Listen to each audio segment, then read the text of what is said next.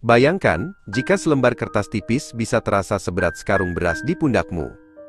Itulah yang dirasakan Baskara sore itu, saat langkah kakinya terseret menyusuri jalanan kampung yang mulai basah oleh sisa hujan. Di dalam tas sekolahnya yang sudah memudar warnanya, terselip sebuah rapor dengan angka-angka merah yang tampak seperti luka yang menganga. Ia tidak berani menatap langit, apalagi membayangkan wajah ibunya. Angin sore membawa aroma tumisan bawang dari dapur tetangga. Namun bagi Baskara, udara terasa menyesakan.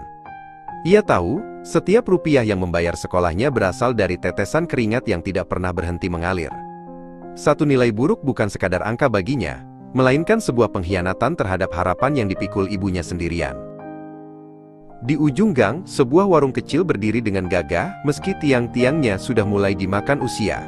Di sanalah Ibu Lastri, wanita yang rambutnya mulai diselingi warna perak, sedang sibuk melayani pembeli. Uap panas dari panci soto menyelimuti wajahnya, membuat butiran keringat berkilauan di dahinya. Ia tersenyum pada setiap pelanggan, sebuah senyum yang tulus meski kakinya mungkin sudah mati rasa karena berdiri berjam-jam. Warung itu adalah semesta kecil bagi mereka, tempat Ibu Lastri merajut masa depan Baskara dengan bumbu-bumbu dapur dan kesabaran yang tidak ada habisnya. Bagi Baskara, melihat punggung ibunya yang sedikit membungkuk saat menyapu lantai warung adalah pemandangan yang paling menyakitkan sekaligus paling ia cintai di dunia ini. Ketakutan seringkali membuat manusia melakukan hal-hal yang tidak masuk akal. Alih-alih memberikan rapor itu, Baskara justru melangkah ke sudut paling gelap di belakang warung, tempat barang-barang bekas ditumpuk. Dengan tangan yang gemetar, ia membuka sebuah kaleng biskuit tua yang sudah berkarat, yang biasanya hanya berisi paku-paku karatan dan kain lap bekas. Ia melipat rapor itu menjadi dua, menekannya kuat-kuat, lalu menyisipkannya di dasar kaleng di bawah tumpukan kain. Ia merasa seperti baru saja mengubur sebuah rahasia besar yang akan menghantuinya selamanya. Namun, rasa lega sesaat itu segera digantikan oleh rasa mual yang hebat di perutnya. Ia telah berbohong dengan diamnya, dan itu terasa lebih buruk daripada berteriak jujur. Makan malam berlalu dalam kesunyian yang mencekam bagi Baskara. Di bawah lampu neon yang berkedip-kedip, Ibu Lastri meletakkan sepiring nasi dengan sepotong tempe goreng di depan putranya. "Makan yang banyak, Bas. Kamu kelihatannya pucat hari ini," ucapnya lembut sambil mengusap puncak kepala Baskara. Baskara hanya bisa mengangguk kecil, tidak berani mengangkat wajahnya dari piring.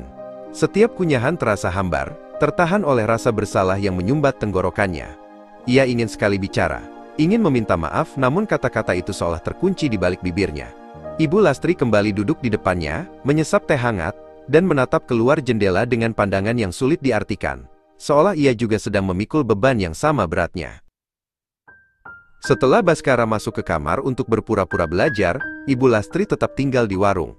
Ia mengeluarkan sebuah dompet kain kecil yang sudah mulai robek jahitannya. Dengan jemari yang kasar dan pecah-pecah akibat sabun cuci, ia menghitung lembaran uang ribuan dan recehan satu persatu. Ia menghitungnya berkali-kali, seolah berharap angka-angka itu akan bertambah secara ajaib. Uang itu rencananya akan digunakan untuk membayar biaya ujian akhir Baskara minggu depan.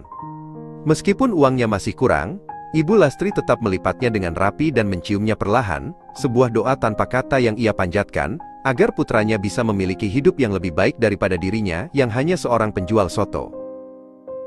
Esok harinya, Baskara melihat ibunya sedang mencuci piring di belakang warung. Ia memperhatikan tangan ibunya yang memerah terkena air dingin dan sabun yang keras. Luka-luka kecil akibat pisau saat mengiris bawang terlihat di sana-sini.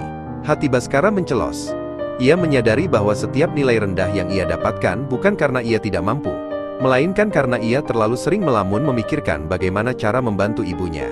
Ia seringkali terjaga tengah malam untuk membantu mengiris bumbu saat ibunya sudah tertidur, karena kelelahan, dan hal itu membuatnya mengantuk di kelas. Namun, ia tidak pernah menyesal melakukan itu.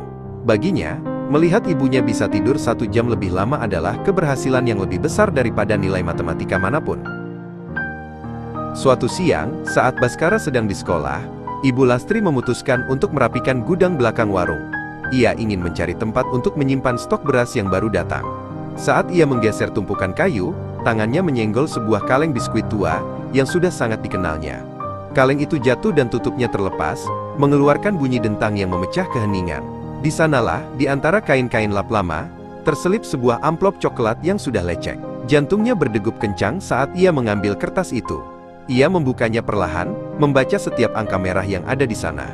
Tidak ada kemarahan di wajahnya, hanya sebuah tarikan napas panjang yang syarat akan kesedihan yang mendalam. Saat Bhaskara pulang sekolah, ia menemukan rumahnya sangat sepi. Ia berjalan menuju dapur dan melihat kaleng biskuit itu sudah berada di atas meja makan, terbuka. Rapornya tergeletak di sampingnya. Bhaskara mematung, dunianya seolah runtuh seketika. Ia bersiap untuk mendengar teriakan, amarah, atau setidaknya tangisan ibunya. Namun, di atas rapor itu, ada selembar kertas lain. Kertas dari buku tulis yang sudah menguning, dengan tulisan tangan ibunya yang miring dan sulit dibaca. Dengan tangan gemetar, Bhaskara mengambil kertas itu. Air matanya mulai menggenang saat ia membaca kalimat pertama. Ternyata, selama ini bukan hanya dia yang menyimpan rahasia di dalam kaleng itu. "Bas, ibu sudah tahu sejak lama," tulis ibunya dalam surat itu. "Ibu sering melihatmu bangun malam untuk mengiris bawang secara diam-diam. Ibu tahu kenapa nilaimu turun. Maafkan ibu yang tidak bisa memberimu kehidupan yang cukup sehingga kamu harus ikut menanggung beban ini." Surat itu berlanjut, menceritakan bagaimana Ibu Lastri selama ini sengaja membiarkan Bhaskara membantu agar Bhaskara merasa memiliki peran, padahal hatinya hancur melihat putranya kelelahan. Ibu Lastri menutup surat itu dengan kalimat yang membuat Bhaskara jatuh terduduk. "Rapor ini tidak mendefinisikan siapa kamu, Bas. Bagiku, rapor yang sesungguhnya adalah kebaikan hatimu yang setiap malam membantu ibumu. Tapi tolong, berjanjilah untuk jujur pada ibu, karena beban yang dibagi akan terasa lebih ringan." Bhaskara langsung berlari dan memeluk ibunya erat-erat, menumpahkan segala tangis dan rasa bersalah yang selama ini ia pendam. Di tengah aroma bumbu soto dan kehangatan warung sederhana itu, mereka berjanji untuk tidak lagi menyimpan rahasia satu sama lain. Hidup mungkin masih akan terasa berat, dan angka-angka di rapor mungkin tidak akan berubah menjadi sempurna dalam semalam. Namun, mereka sadar bahwa kejujuran adalah fondasi yang jauh lebih kuat daripada nilai akademis manapun. Kadang-kadang, hal yang paling kita takuti untuk diungkapkan justru adalah hal yang paling perlu didengar oleh orang yang kita cintai. Karena pada akhirnya, bukan kesempurnaan yang kita cari dalam sebuah keluarga, melainkan tempat di mana kita bisa menjadi tidak sempurna, tanpa harus merasa takut.